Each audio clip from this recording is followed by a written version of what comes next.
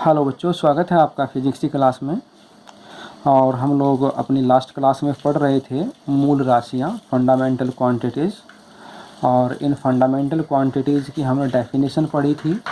ये 7 होती है, हमने ये भी पढ़ा था। इंग्लिश में डेफिनेशन नीचे लिखी हुई, ये भी पढ़ी थी। अब इन फंडामेंटल क्वांटिटीज़ के साथ में एक नया टॉपिक जुड़ जाता है, और हमारा जो नया टॉपिक है वो जुड़ा आता है फंडामेंटल यूनिट्स हमारी। जब मैंने यहाँ पर लिखा है फंडामेंटल यूनिट्स, और हमारा यहाँ पे मूल मात्रक, मूल मात्रक इसको हम हिंदी में बोलते हैं। ये बहुत ज़्यादा पूछा जाता है हमारे एग्ज़ाम में।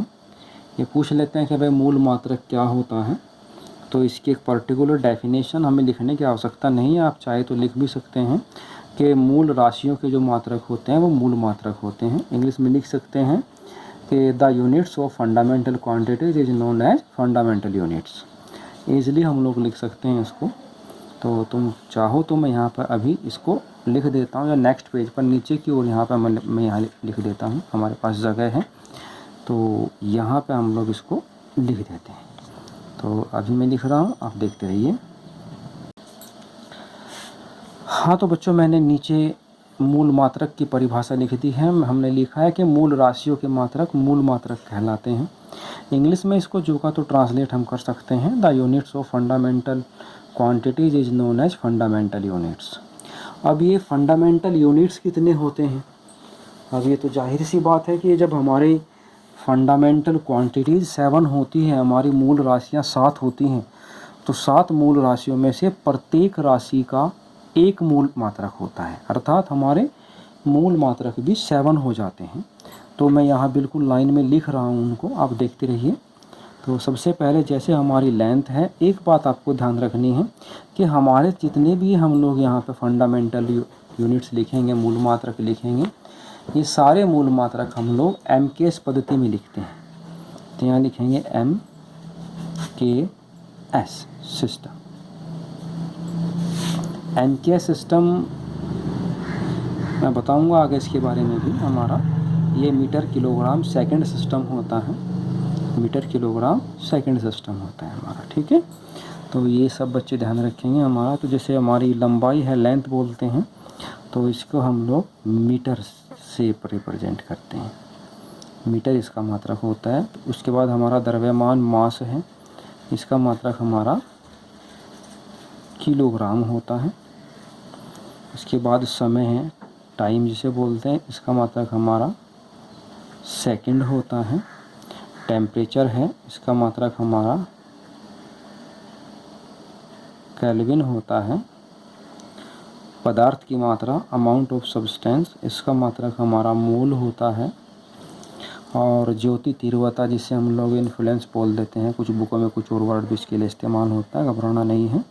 तो ज्योति तीव्रता का हमारा कैंडिला मात्रक होता है,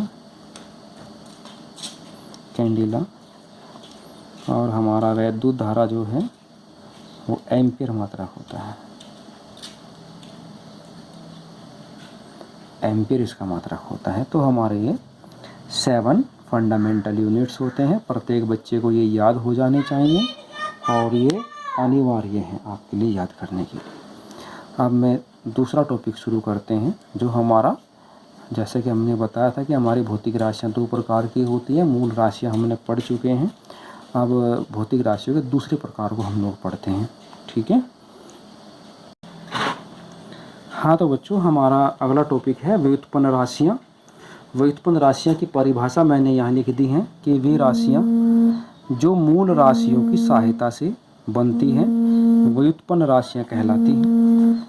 तो इंग्लिश में मैं इसको लिखना चाहूँगा कि दोज क्वांटिटीज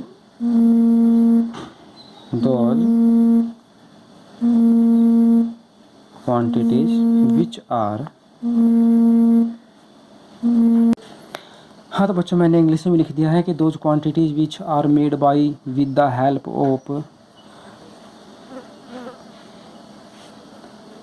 ये तो बाई शब्द यहाँ से काटना पड़ेगा हमें, which are made with the help of fundamental quantities are called derived quantities.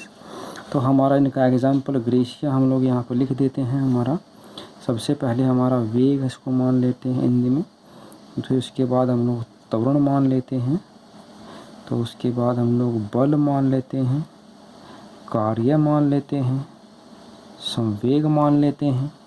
English में इनको हम वेग को वेलोसिटी लिखते हैं साहब, त्वरण को हम लोग एक्सेलरेशन लिखते हैं,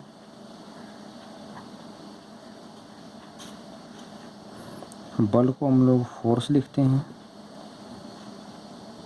कार्य को हम लोग वर्क लिखते हैं, मोमेंटम लिखते हैं, और ये आदि हमारा आदि हो जाता है। ठीक है, तो हमें हमारे डेराइव्ड क्वांटिटीज़ में केवल इतना सा ही पढ़ना है। उसके बाद हमारे आप ये मान सकते हैं कि जो हमने पिछले टॉपिक में हमारा पिछली वीडियो में हमने पढ़ा था कि हमारा फंडामेंटल क्वांटिटीज़ 7 होती हैं, उन 7 फंडामेंटल क्वांटिटीज़ को छोड़कर दुनिया में हमारी पूरी साइंस में बाकी जितनी भी क्वांटिटीज़ बचती हैं, राशियाँ बचती हैं, वो सब डेराइव्ड राशियाँ बनती हैं, हमारी डेराइव्ड क्वांटिटीज़ बन जाती हैं। ठीक है, तो आज की वीडियो के लिए हम तो इतना ही करेंगे आज की क्लास में। मैं एक बार से फिर याद दिला देता हूँ, आप लोग चैनल को सब्सक्राइब ज़रूर कर लें, नोटिफिकेशन बेल को ऑन कर लें, ताकि जैसे ही कोई नई वीडियो अपलोड होती है तो वो तुरंत आप तक पहुँच सके। इन सब का ध्यान आपको यहाँ पर रखना पड़ेगा। धन्यवाद।